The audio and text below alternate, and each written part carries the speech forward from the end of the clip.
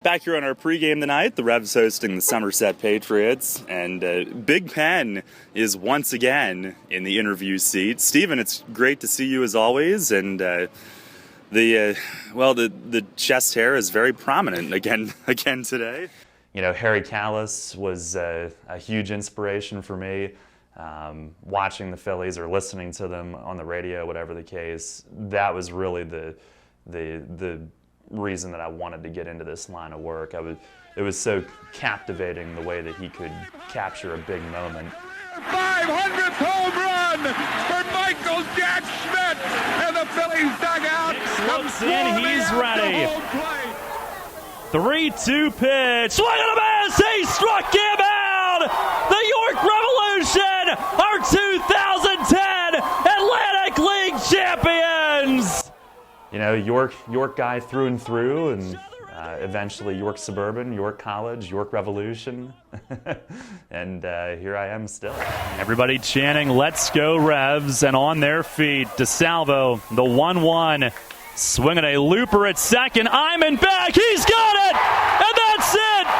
The York Revolution have gone back-to-back Atlantic League champions! And let the party begin here in York! Yeah, I grew up in East York. I've never lived anywhere else other than York County. So, you know, growing up, baseball was the first sport that I was introduced to. I played T-ball in York Little League and then all the way up through York Little League.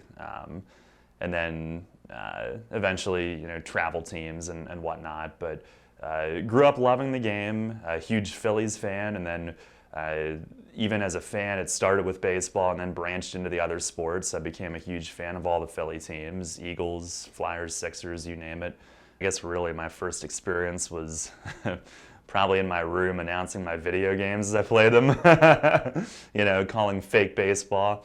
But yeah, at York Suburban High School, to be honest with you, I was, as a younger student, I was really nervous about getting on camera in front of the whole student body, so I didn't do it the first 2 years, but my junior year I got involved with the high school TV studio or class. It was an elective class, and the first year it would rotate every 2 weeks. So for 2 weeks my group would handle the school news, and I was always the sports guy. I would write the sports report and deliver that each day, and it was heavy on what York Suburban did the day before. So, you know, we'd be reporting the soccer results and who scored, but then we'd also put together some clips from, you know, the national.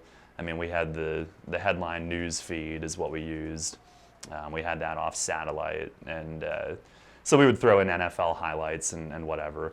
But had great experience. Joe Torrin was my teacher.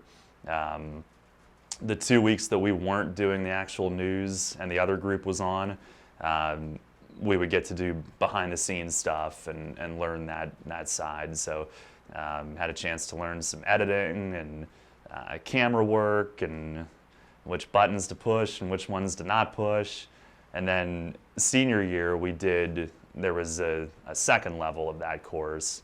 And it was pretty much all year we would put together video features and interview people. And I remember one of the assignments, we went up to Giant Center in Hershey and did a behind-the-scenes tour and did a project on that. The building was new at the time, and it was a way for me to get in and see it and do a project on something that was of interest to me. But you know, just a great experience from that. And Mr. Torrin was, he would, even as high school students, he would make us kind of, he would lead us to the point where we had the real life experience.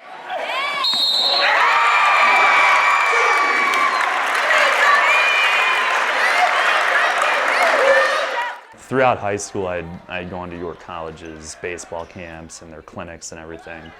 And I had really developed an affinity for the program and the campus and everything.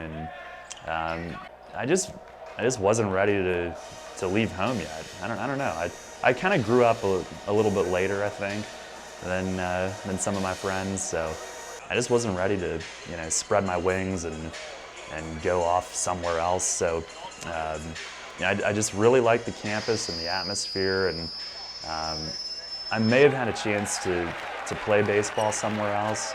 I knew that to make it at York College, I would have to try out, and I didn't make the team, but I still wanted to go to school there.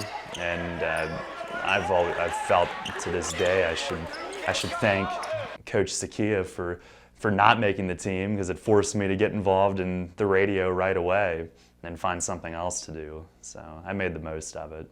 In 3, 2, 1. Revs taking the field to a standing ovation here tonight. The 1-2, swinging a looper at third. My experience personally was different because I had submitted a CD of my work ahead of time, so they had heard my radio announcing. But being there for the PA tryouts, like I said, kind of my first day on staff, and I really wasn't doing anything other than just loitering, other than just hanging out and listening. But it was neat because they had a sample script, and everybody that came in would read off that, and it just kind of got me thinking. Like, I think there were some made-up sponsors and segments, kind of looking ahead as to what would actually be on the announcement at a real home game.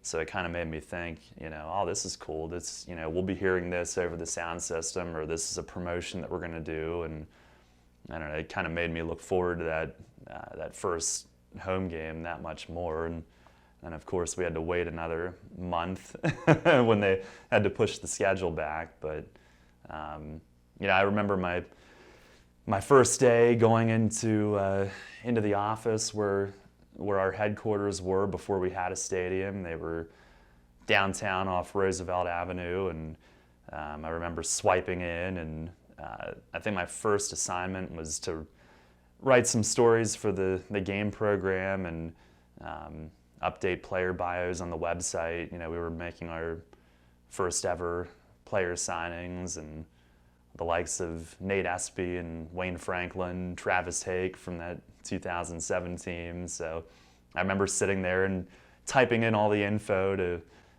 go on YorkRevolution.com on the roster page. And I just remember thinking how incredible it was that in a month and a half we would be playing our first game, and I'd be doing my first pro broadcast. We had spring training in Florida, and I didn't make that trip. I did in 2008, but there was too much to get ready for around here. So the first chance that I had to meet the team was at our team workout at York College, which was the day that we left for Bridgeport. It was the day before opening day. So, I'm this young kid just out of college. Actually, I wasn't even out of college yet, and I still had a week to go before graduation, technically. But I remember how nervous I was. You want to be respected. You want to fit in. You want to look like you know what you're doing and that you've been there before. And you've got these guys that have been in the major leagues, and it can be a little intimidating at first. So I know I had a couple of interview clips that I had to record for the next night. It's kind of got thrown into the fire a little bit, but we did the team workout, and then we had the meet the team dinner at Cobblestones that night, and from there everybody got on the bus to go up to Bridgeport. So it was a very unique experience. It was hard to believe that this was it. All of this anticipation leading up to it, and tomorrow's the first game, and so we had the trip up to Bridgeport. I remember I don't know why I remember this, we all stopped at McDonald's in New Jersey somewhere, and this team of 25 pro athletes walks in. They were probably ready to pack it in for the night, and here we all come. But we found out when we got there, I couldn't sleep, I couldn't eat. I was so nervous and excited about the next day. And I just remember the day of the first game. I think I had Subway, and I struggled to eat any of it. Just so excited and nervous about that night. And I remember getting on the bus for the first time and heading over to the stadium. We had like a 15-minute ride, and I think Bridgeport traffic made it last even longer. So sitting there and thinking about it, and I remember getting a call from my boss at WSBA and wishing me luck. And there was also a new last-minute sponsor that was added, so I had to remember that. But it was just the beginning of the first broadcast. The producer didn't really give me a cue that we were on. So here the intro was playing, and I should have started like probably 10 or 15 seconds earlier, and I didn't realize we were on yet. So it was a little shaky, but I felt good about it.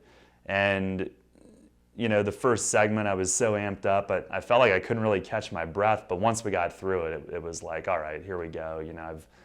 I've done this 100 times. I've been on the air before. And then the first pregame was easy. I mean, the first 3 years we had an hour pregame, and that was really difficult to do every night. But the first night was easy because there was so much content to fill with first game in franchise history. And I still remember the first pitch. It was Matt Beach to Tyke Redmond. I think it was a ball. And I think Tyke grounded out. But the game was going great, and then we gave up 12 runs in the sixth inning. So my first pro broadcast, I had to get through a 12-run inning against us. So, if you want to be thrown into the fire, that's the way to do it. And welcome to the Janney Montgomery Scott Managers Report, here with York Revolution manager Chris Hoyles. Kind of a special night here tonight as the Revs open Sovereign Bank Stadium for the first time ever. And Chris, we'll start with that. Walking in here today, just give me your overall first impressions of the way this place looks, and obviously not finished yet. It will get a lot better, but it already looks pretty great, doesn't it? The team was awesome. They were, and even talking to guys now that were on that team, they always talk about how neat that first team was, and I mean, they had to be. The stuff that they had to deal with, not having showers on site and living in those tiny trailers for home games, the dirt pile in the outfield before everything was finished. I remember that they would take, well, not batting practice, but they would hit off a tee outside the trailers on the dirt, on the rocks out there. Chris Hoyles and I had a stump that we would sit on to record our show every day. I don't know if it was, I think it was like a cinder block. I forget why it was even there, but we had our little spot that we would sit to record. So we roughed it, and as the Road Warriors will tell you, there's something about that brings you together. So it was neat, and the first 35 games were on the road, and 11 of those were treated as home games. So broadcasting in an empty stadium in Camden, I remember the ambient sound was the leaf blowers or the power washers, because they were getting ready for their home game that night while we were playing. And there were maybe 5 people in the stands that we let in for free, and it was bizarre, but I wouldn't change anything about it. For me personally, it was a very imperfect way to start the career, but a very memorable way. So yeah, that first team was neat, very neat. And in the second half, I mean, for being an expansion team, they made quite the run. We were right there in it until really the beginning of September, when they started to fade a little bit. But really good memories from that first year. And it was also a learning experience for me, because aside from being on the air, any minor league broadcaster will tell you that there's so many other responsibilities that you handle. And mine are evolving now that we own the radio station. But for a lot of years, it was doing the game notes and still is, but writing the post-game recap for the website.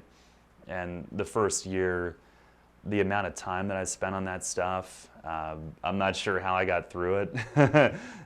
I remember how much weight I lost that first year from not eating very much or very well. And with the hour pregame and everything, it was a scramble because our offices were off-site. They were still at Roosevelt Avenue.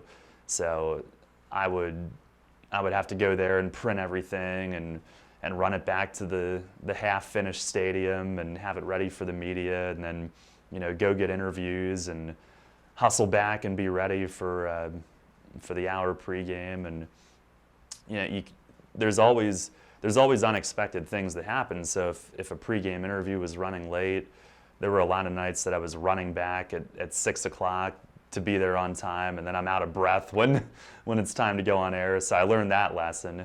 If you're late, don't run, just walk.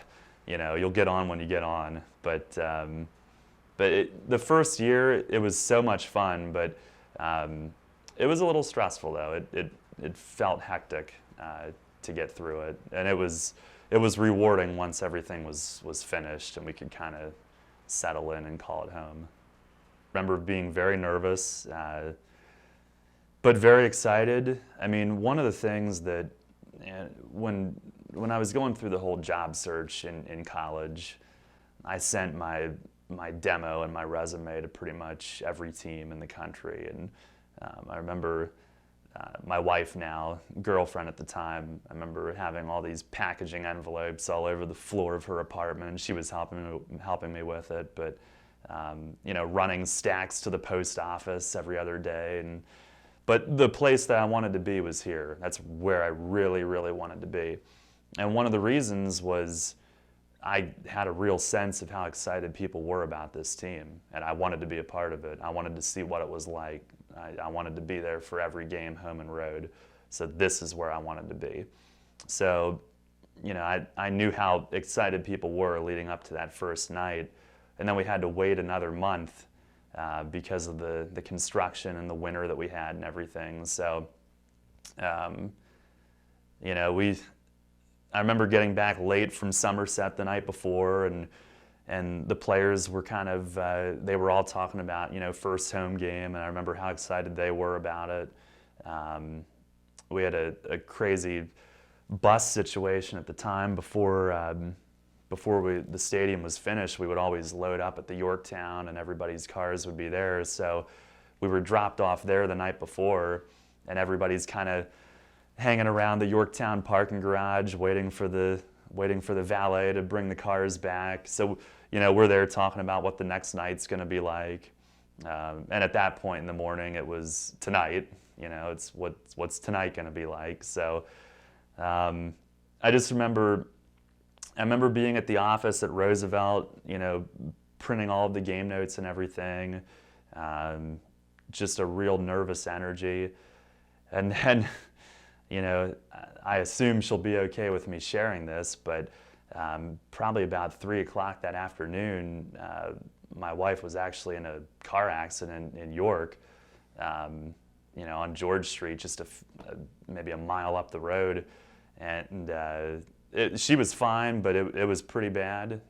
So I got the call that was going on, and I didn't know if I should, run. And I mean, her parents were there. She said she was fine, so she told me to stay and get ready, and that she'd be okay. But all that's going on, and I came to find out later that the Eagle that we had there that night was stuck in the traffic jam caused by that accident and almost got here late. So it was an imperfect 2007, but I remember walking in for the first time, and in the press box there wasn't any carpeting yet, so we were walking through kind of a dirty floor, and we had a temporary table set up in the home radio booth that barely had room for everything that we needed. There were no ceiling tiles. The press box bathroom wasn't operational yet, so I kind of had to plan around that. That's a big deal for me on a game day, is to know where that is.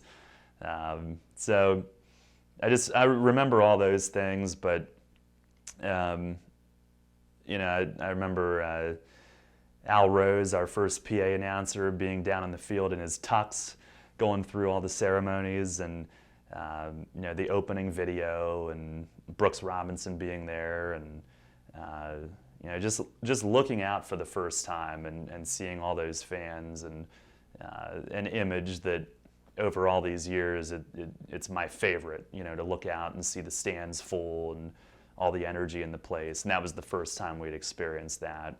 And I just remember all the confetti and Cannonball Charlie for the first time, the first ball being brought in.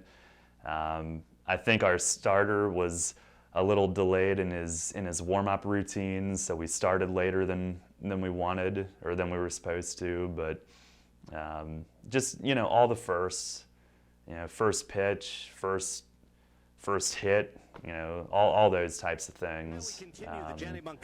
Very, very surreal. Joined by York Mayor John Brenner and Mayor Brenner. Exciting day, obviously. You've not been in the ballpark a lot. Let's get your impressions. What's your impressions of this ballpark? This is my third time in the ballpark this week, and I can tell you that this place is incredible. There's no doubt about it.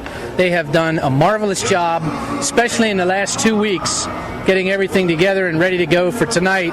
York is really excited. People of all walks of life.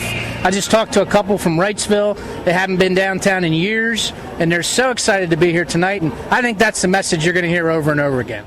So a strange opening here to the opening night at Sovereign Bank Stadium. And now they're going to call in from the first base coaching box, perhaps a reinforcement. And that's outfielder Jack Headley. Castro was in the game at shortstop, and now Headley will come in. They'll send a new first base coach out, and this isn't easy on Chris Steinborn, who's trying to get into a rhythm, and he's going to pass the time by throwing some more warm-ups. We lost the first one, but we had some excitement. Nate Espy hit the first home run. Majestic shot over the arch nemesis. Brooks Robinson was in the booth with us when it happened. And you could hear him in the background reacting to it, and that was kind of funny. But it was almost kind of cool that we lost the first night, as bad as that sounded, because the first night was all about the first and all about being there. And then the next night we won, and that was all about, the first home win. So, and before long, I mean, that 2007 team, it was right around mid-season when we brought in Jason Espedo and a couple other moves. It was right around that time that team started to take flight. So, we maybe had a rough first homestand or two, but it wasn't long into our home schedule that we were playing really, really well. And we swept Bridgeport to end the first half and knocked them out of the playoffs, and a couple of those wins were really dramatic. So, it didn't take long until we were, I think our fans would have been thrilled to have this team here no matter what they did, but it didn't take long until we were really giving them some good baseball to watch. Here's the wind and the 2-0 pitch, and Espy swings and bounces it foul toward third. The only thing you guys ever had in your wall out there was Earl's tomato plants, right? That's right. Earl Weaver had a tomato plants down that left field line, and we'd take batting practice.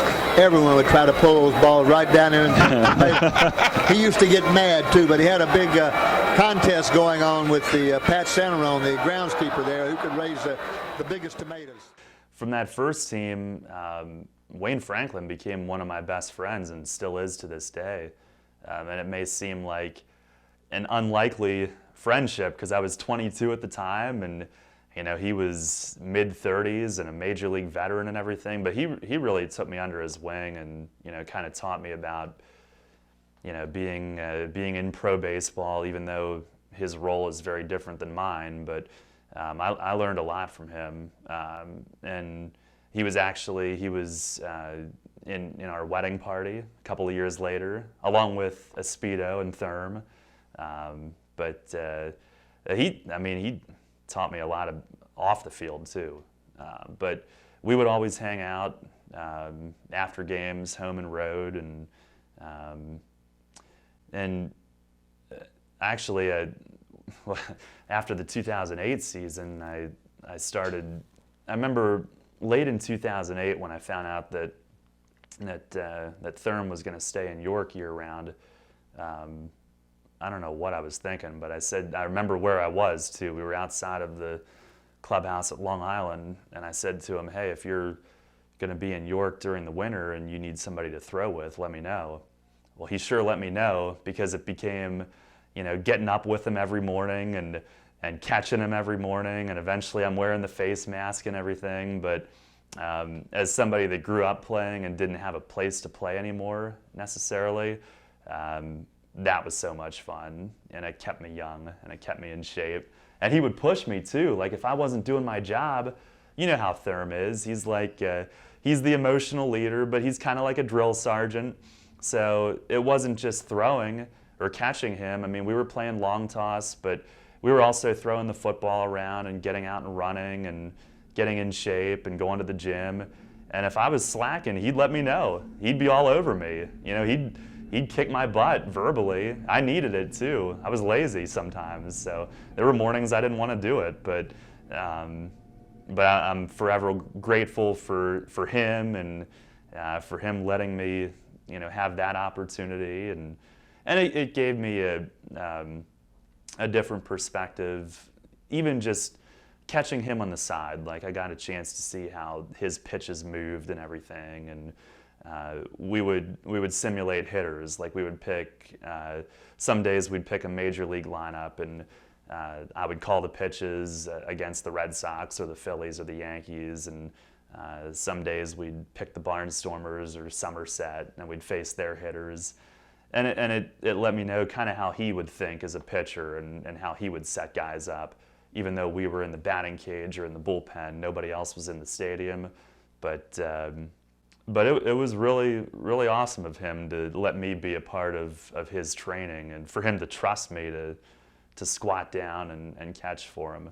And back to Wayne, I had a chance to catch him a few times too. Even though he hurt me, he threw a cutter that I didn't react to, and it hit me in the glove hand thumb and kind of sprained it. So Bob Burton, our second trainer in team history, he put together a thumb guard for me, and for the rest of time, for the rest of forever, I always wore that in the mitt anytime that I caught any of those guys going forward. But I had a chance to throw with Sean Stidful one time, and Chris Cody another time, and Steve Andrade, who wasn't here for very long, but he was here in 2009. I had a chance to catch him one day. And it allowed me to kind of be competitive myself and challenge myself to still, do something, not playing in a game, but, I wanted to do it well. I mean, if I was going to catch Thurm, for instance, and be his target to help him get ready for the season, I wanted to do it the right way. So, I formed friendships with those guys in a variety of ways. Chris Cody, we would play aerobie in the outfield before games, so that kind of hit it off with him. And from the first team, Keone, still stay in touch with him. And he's been back in York a few times, and he always stops by the stadium to see us. So, Espedo's still in town. Have seen him quite a bit. So, yeah, it's that first team was pretty unique. I hate to dwell on our worst season, but the way things went in 2009, it felt like we were so snake bit, and it was like, when is anything gonna go right? When is a break gonna go our way? Just nothing went right. The script that the 2010 York Revolution wrote is one that may never be duplicated. It was a season of change, a season of ups and downs, a season full of records that may never again be touched. In the end, the 2010 Revs ended up making history in York, bringing home the city's first championship in 41 years. The 2010 season kind of started that way. Like the first couple of weeks, we had a couple of bad losses that got away late, and you're just wondering. I mean, Somerset was good every year, and we were still in the same division as they were. So you knew that you had them to compete with, and they had knocked us out of the playoffs 2 years earlier. They were a team that never made a mistake, it seemed like. They made every play. So it felt like the players probably didn't feel this way. A lot of times when you're on the field and in the game, you're a lot less nervous because you have control over what happens. A lot of times it's the fans or me that might be more nervous because you don't have control over what's going on. You can only sit and watch. 2010 was a little bit of a slow start, and we had such a huge roster turnover when Etch took over, and he kind of cleaned house, and there were some fan favorites that weren't brought back, and it was a bit of a tumultuous off season. It was tough. It was tough to see a lot of fan favorites go. So I think, any time that you have so many new guys, and in this league, really, I mean, most years you do, but I guess a slow start was a little bit expected. But it was probably around mid-May that everything started to kind of fall into place, and we started to gain some momentum. And I remember the first half of 2010, late May, Etch kind of remade the entire bullpen. And it was amazing the way that the number of roster moves that he was willing to make during a season. It was different than any other team, I think, than any other manager was. I mean, it was gutsy. It was really gutsy.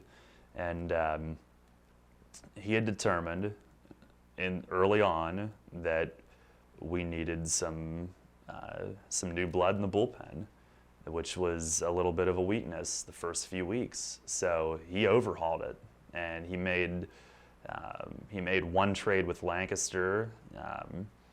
He sent Solomon Manriquez, a catcher who was off to a good start with us. He sent him over there to get John Muller, who did a very nice job for us out of the bullpen for a couple of months, and then later in the season he traded him again.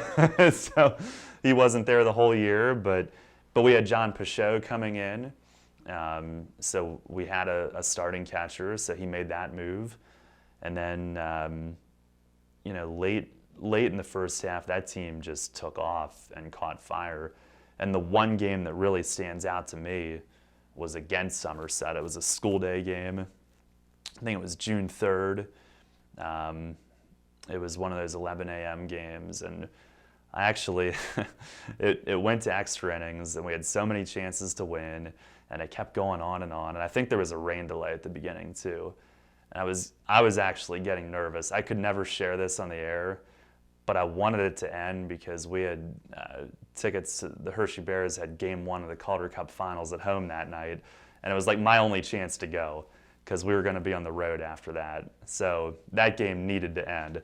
But that was, to me, that was, well, there were a couple of games from that year that stood out, but Ian Bladergrone hit a big home run in the 8th inning to tie it, and then in the 13th inning he hit another one to win it, and that was against Somerset, and I think it put us in first place, or it put us right there, and it proved that we could beat those guys, and that we were just as good as they were, if not better. And the Revs win on Val Majewski's walk-off single, 4-3, here on opening night at Sovereign Bank Stadium.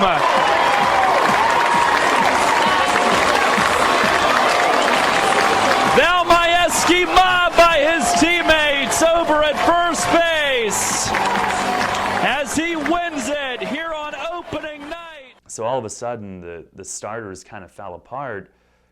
So Etch had completely rebuilt the bullpen in the first half. Then in the second half, he had to completely rebuild the starting rotation. And the number of roster moves that were made that year, I mean, like I said, it was so gutsy what he did, but for a long time, it looked like we weren't going to be able to get anybody out, even though the team continued to hit. I mean, some of the new pitchers we brought in struggled, and it looked like we were running out of gas in the second half. And the biggest move of all that he made, and it was really very creative, very gutsy. And I remember it was during a game. Newark was in town, and he went over to their pitching coach between innings and proposed this trade to them. And it was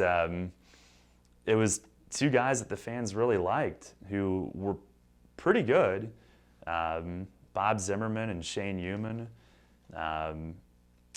But the way Atch looked at it, they were both struggling a little bit. They were getting by, but they had a lot of guys on base, and their command wasn't great. They were struggling with walks and that sort of thing. And the way Atch kind of looked at it was, in the playoffs when, it's pitching dominated and low scoring games, is this rotation going to be good enough? So he made a really gutsy move, and it was Human and Zimmerman for Vince Perkins, who really struggled here. But the other part of the deal was Michael Nix in September if Newark was out of the postseason contention. So that part of it had to come true in order for us to get him. And it did. So early in September, we had Nix, and he would go on to get the win in Game 5 against Somerset in the division series and get the save in the clincher in Bridgeport. So, obviously he became a huge, huge part of our success that year. Nix looks in, he's ready. 3-2 pitch, swing and a miss, he struck him out! The York Revolution are 2010 Atlantic League champions! Until the final out was made, until we did it, it was almost, for me personally, the players would probably be mad at me if they knew that I was thinking this way, but it was like, are we really going to do this? Is this going to happen to York? Are the Revs going to do this and win this whole thing? I mean, we went from worst to first, big time. They mob each other in the infield, diving on one another, and the Revs have swept the Bridgeport Bluefish, and they've done it in comeback fashion once again. 5-4 the final score in 10 innings here in Game 3. Back then, I was a little bit younger and excitable, and I shouted a little too much, and I lost my voice right away. I had nothing left after I called the strikeout. There was nothing left. I couldn't get through anything else after that. So I hate hearing it, but I was probably the only person in the press box making noise. So I'm sure, down the hall they were probably like, "Who is this guy?" But I remember Michael Kirk being up there and coming in and giving me a big hug, and I remember getting messages from people listening back in York, including Eric Menzer and Don Kane and all kinds of people from back home, Peter Kirk, and you could feel that not only was the celebration happening there in Bridgeport, but you could feel it back in York too.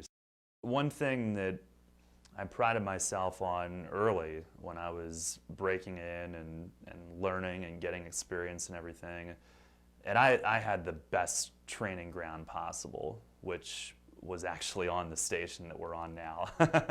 And at the time we had a sister station over in Lancaster County, so I would do a lot of my work over there, which was where there was more opportunity. because at the time Ron and Wayne were doing the high school games in York. I was doing the games over in Lancaster County. So most of my work was over there other than York College basketball. But as a student at York, what better training ground? And I never said no to any opportunity, even if, and to me that was important. Even if it was a sport that I didn't know much about, I looked at it as an opportunity to grow professionally and have another thing on the resume. And for a while, and I lost count, but I was really proud of how many games have I done, and I used that in my interview letter with the Revs and everything. I've done this many games in this sport and everything.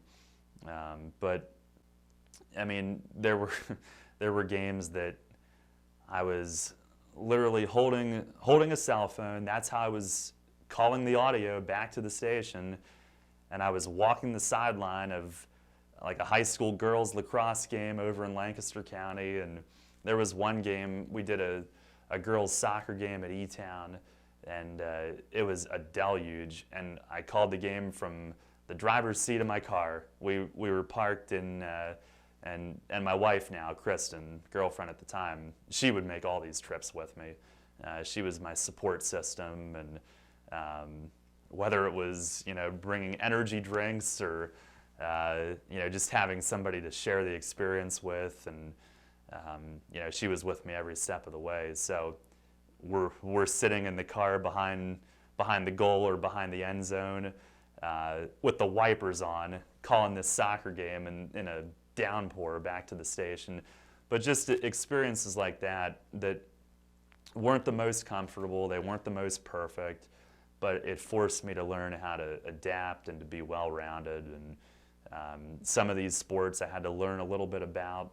I think, if I remember right, before a lacrosse game, I actually went up to one of the coaches at York College and asked him about terminology, and if this happens and if this happens, what is this called, what is that called, and so I would sound like I knew what I was talking about.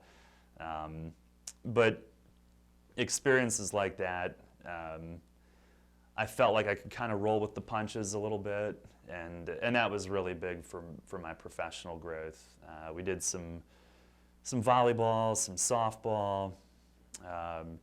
When the York Tour Typhoon were playing at the Blast in Emmetsville, I did a few of those games. That was kind of my tryout on WOYK as a college student, was to do one of those. And I remember one day we wrapped up a lacrosse game in Lancaster County, and I was calling in the post-game show on the cell phone while we were starting to drive to the Blast to do the York Typhoon hockey game that night. So there were some crazy memories from those days. But in addition to that, if we weren't on radio over at York College, I would do the public address announcing for whatever sport. I mean, every field hockey game and soccer and you name it. I worked really closely with Scott Geis all those years and still do, and very grateful for the opportunities that they gave me. And I knew what I wanted to do, and I told Scott that, and I told my professors that, and they were awesome at trying to put me in position to get experience and help me in that regards. They were very supportive of that. I wouldn't necessarily recommend this to students, but I had a professor who allowed me to miss a couple classes and make up the work because we were doing a Millersville baseball game over on the Lancaster station, and that was, I really wanted to do that one because they were playing it at Clipper Magazine Stadium, and I wanted the chance to do a game in a pro stadium, and that was really cool. A year before the Revs came into existence, so that was neat. And my first paid assignment on WOYK was when the Northeastern baseball team won the state title, and I did that game, and I remember going up there it was played in Harrisburg, Wayne McCullough. I hadn't met him yet. That was the first time I met him, and he was my color analyst for the game, and we had a great time. But that was the first paid assignment on the station, and that was a really big moment for me because I knew a lot of people were listening, and I wanted to get it right and do a good job. And there were a couple specific games that I remember that were kind of really important to my growth and my confidence in my ability to do a game. There was another one that was it was on York College's campus station. It was women's basketball. They were in a playoff game at Catholic University, and none of the other students wanted to or were able to make the trip. And I was dying to do the game. I wanted to do the game so badly. That was like my big thing in college. I was obsessed with doing as many games as I could because I loved it and I wanted to get better at it. And I don't know, I'm kind of an obsessive maniac, I guess. And that's the way I was with this job. So in order to do the game, I had to go do it by myself and set up the equipment and everything. And I had only done a couple games before that, but that was a huge moment for me to go down there and to do a game solo and to do it fairly well, I guess, for being 18 or 19 or whatever I was. And that was a big moment confidence-wise. And one of the first coaches who I ever worked with professionally in that regard was Betsy Whitman, women's coach, and she was unbelievably generous with her time with me, and I would go in and interview her, during the day. I'm a college student, she could have been thinking, who's this freshman coming in, why is he asking me all these questions about my team? But she was awesome to work with. Even when I was just starting out, she took all that time to help get me up to speed with the team and everything, and let me ride the bus on that trip when that was my first trip with them for a road game, and that was an awesome experience and really big for my development and confidence and all of that. Now a long lead ahead up the near wall for Deschamps. He took a shove, pivoted away with it. He's got it, left circle. Wrapped it around deep for Chris Brown. A backhand score! When I got into college, my wife and I we became good friends with some other hockey fans who we went to school with. So we all started going to the games together. And in 2006, when they made that first Calder Cup run, obviously not their first, they've had so many, but the first of the three, and I got to make sure I get this right. It was 3 and 5 years, 06, 09, and 2010. So yeah, 3 and 5 years. So it was when they, and they weren't a favorite that year, but they caught fire, and so we started going to all these playoff games, and that's when I really caught the hockey itch. There's something about seeing those games in person, and the playoff atmospheres were unbelievable. Still, I think my favorite one was Game 7 of the Eastern Conference Finals in 2006. The Bears had a lead in the series, and it almost got away. It went to Game 7, and they were down late in the third period. Graham Mink scored to tie it. We were right at the end of the ice where they shot twice in the first and the third period. So we were right there to see that goal. I remember watching him jump into the glass on the celebration. And then in overtime, Eric Fair had the game winner, and the place was everybody was on pins and needles. It was so quiet. and they were shooting at the other end, and you could hear the ring off the crossbar, and it went in, and just bedlam.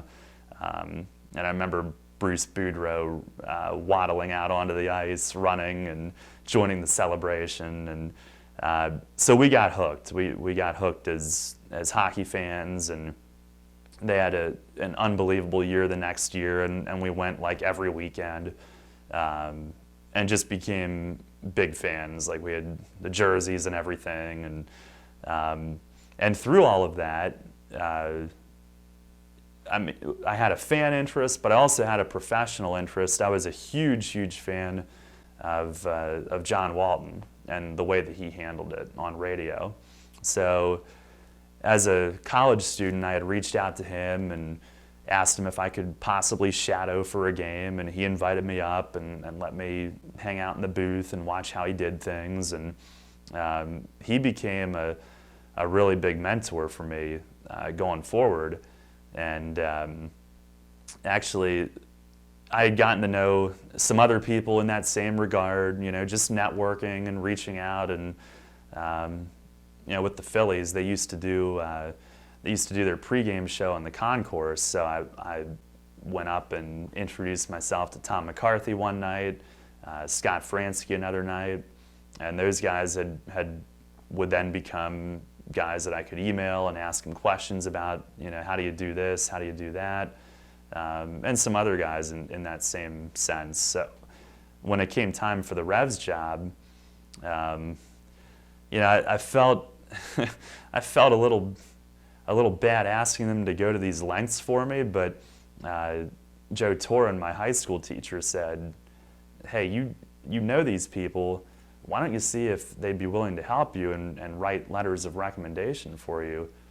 So, all right, and lo and behold, they were willing to do that for me. So, all of these guys that I looked up to and were mentors of mine, they went to bat for me, and sent letters into the Revs, and I'll never forget that. I was very appreciative of that. Now Galiev across to Wellman, calling for it from the right wing, back to the point. Carrick, a wrist shot, score! Late in their season, they had a Saturday night home game, and they were going to announce at the first intermission that they were hosting the All-Star game the next year. Well, they wanted John to be the one to do it, so they wanted him to leave the booth, go downstairs at intermission, and make this announcement. So this is Saturday. Probably on Monday of that week, he called me and asked if I wanted to fill in for him on the remainder of the first period on Bears radio. And being a fan, I had always put the Bears on this pedestal. It's, they're like the closest thing to the major leagues without actually being in the NHL, with that fan base and the way they do things and all the championships and everything. So I probably had 6 days to wet my pants and be nervous and scared out of my mind and psych myself out. But I prepared so hard to do like 9 minutes, and it went pretty well. It went okay, and he gave me great feedback. And so then when he got the job with the Capitals, he had told Scott Stuscio that if you ever need somebody to fill in, keep this guy in mind in York. And I had gotten to know Scott that way. And when they started doing televised games, he would go to the TV side, and with their sponsors and everything, they had separate sponsors on radio and separate ones on TV. So they didn't really want to do a simulcast. He wanted to get somebody to fill in for him on radio. So he thought enough to give me the chance, and have struck up a great friendship with him, and great working relationship as well, now that we have the Bears on the station. But it was one game in Binghamton in 2013, and I have this habit of getting nervous, and it was such an anxious few days, because I just wanted to do a decent job. I mean, the Bears fans are so knowledgeable, and they know their team inside and out. So I just wanted to get it right, and it went well. And fortunately, John Sparenberg, who was blogging at the time and doing some writing for them, he was up there at the game, and I thought I was going to have to do the game solo, but he was there and was able to hop on and do color with me and kind of ease the nerves significantly. So we did one game in 2013, and then 4 games the next year, and then last year we did 7. And it's just definitely a career highlight to have the chance to fill in. And last year, by pure luck, it happened to be one of the games I was doing that they scored the 20,000th goal in Bears history, and I got to do that. And for the 20,000th time in Hershey Bears history, they've scored a goal.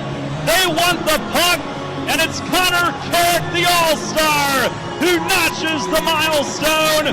3-1, the Bears lead here in Allentown. I have a bad habit of when I get a cold, it always seems to go to my voice. So I've had several games where I'm losing my voice. It's embarrassing.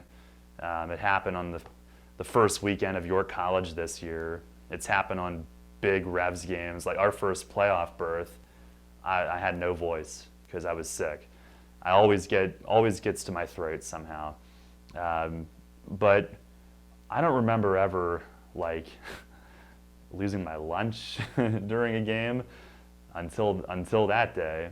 I had done one of those Central PA game day shows one morning when I was feeling pretty green, but this had never happened before during a game. So 2014, it was April of 2014, the second year that I filled in on the Bears.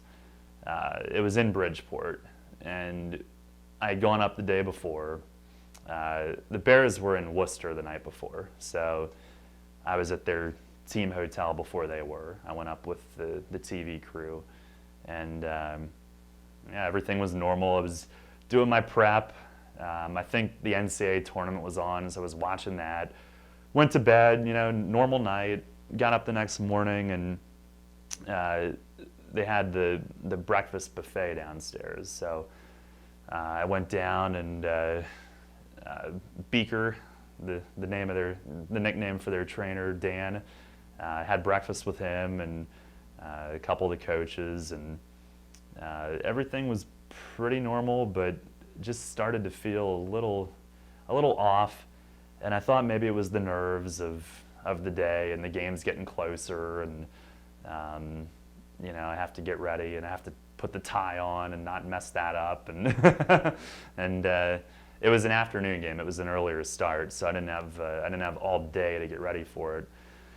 But we get to the arena, and I'm starting to feel worse and worse. Typically, I'm not one to miss a pregame meal, but I didn't even touch what they had downstairs for lunch. Just wanted no part of it. So, we're going through all the pregame, and I'm just kind of quiet, just hoping it'll pass. And we get upstairs, and Scott and I are going over the notes for the game that day, and I admitted to him, I'm like, I'm not feeling too great right now. And he's like, are you going to be okay? And yeah, once the game starts, I won't think about it. So, I put it out of my mind. First period was fine. Second period was fine. Then we get to the third, and this game was crazy. There was no score after one. Each team scored 3 in the second. I think the Bears went up 3-0, and then Bridgeport tied it. So you got all kinds of stuff going on. And then we get to the third, and it just hits me. And I'm waiting. I'm like, all right, let's just get to the next media timeout. I'll go to the back of the booth. We'll get it out of there, do what we have to do. But I couldn't make it to the media timeout. And I could, without getting too graphic, I could feel it coming. So I couldn't even give the listeners a warning. I just had to take the headset off, I went to the back of the booth, found a poor, unsuspecting trash can, poor thing, and just unloaded on it. And the fans got like 30 seconds of crowd noise. And when I came back on, you know how you kind of have to have a drink of water to get yourself back, and I didn't have that, and I kind of had to choke through a few words, and I forget what I said. I said something to let people kind of know what happened without actually coming out and saying it. Something like, I know the team had been sick, and I was like, well, I guess the bug made its way up to the booth, but we're back. And Frank Schofield, Scoey, who does the color on home games, he told me later, he's like, you know, I was listening to that game. He threw up, didn't he? Yeah, he sure did. And it became this huge joke up in Hershey. And Stoosh now, if you ever see us tweet back and forth about eggs or a breakfast buffet, that's what it's about. He's still making fun of me. But it had nothing to do with the buffet. It was sick. I was just sick. But he gave me props for being a tough guy and for being a hockey guy, because I was able to get it back together, finish the game, called the winning goal. It was this exciting comeback win, and finish it off. I truly am a sports nut through and through. I mean, outside of sports, of course I enjoy hanging out at home with my wife and kids, and you know, my son is just starting to walk. He's just turning 1. My daughter, we'll play sort of sports in the living room, whether it's with a bouncy ball or something, and she's getting the hang of catching and throwing and kicking and all of that. So until we break stuff in the house, we'll continue to work on those motor skills. But outside of sports, I mean, outside of baseball, as a fan, I'm a Philadelphia sports fan. I don't miss any Eagles games, for instance. I follow them very closely, and the Phillies, and the Sixers, who are now on our station, and the Flyers as well. I'm trying to think. I long to be a child still and play video games when I can. But they're always sports games. Like I'm hooked on the Madden games. I like to play the NFL. I have a bunch of other games, but it's usually sports. Have some real estate shows on the DVR that we like to watch. But usually it's sports. So yeah, it's I don't know. I like to. For a while, I was running after work, and I like to hit up the rail trail in York. Although with this weather, it's been a while, but I enjoy going there and kind of getting away from it. You know, helps clear your mind, get away from the office and everything that goes on, you know, business-wise, day in and day out. So, but really, most of my interests are sports related. I still love doing the York College games, and I look forward to those, you know, just as much as I do baseball during that season. I still have a great time doing that. So yeah, I guess I'm not as well-rounded of a guy as I may need a little more culture in my life, to be honest with you. Well, Rami, it's time to do another rant session with you. Finally. Yeah, clearly. It's been way too long for this. These should and could be daily. And I know you approached me yesterday about something that had you a little steamed, is how you put it. So what would that have been? Probably your non-use of the words of the day. That's it. Yeah, you were slacking for 3 games in a row, and I was not happy about it. Well, Poppycock and Slobberknocker got me out of slumps the last couple of nights, but I feel as though your words of the day there for a little while were of an inappropriate nature. Well, you could have used them in an inappropriate nature, or you could have used them in an appropriate nature. You chose not to use them at all.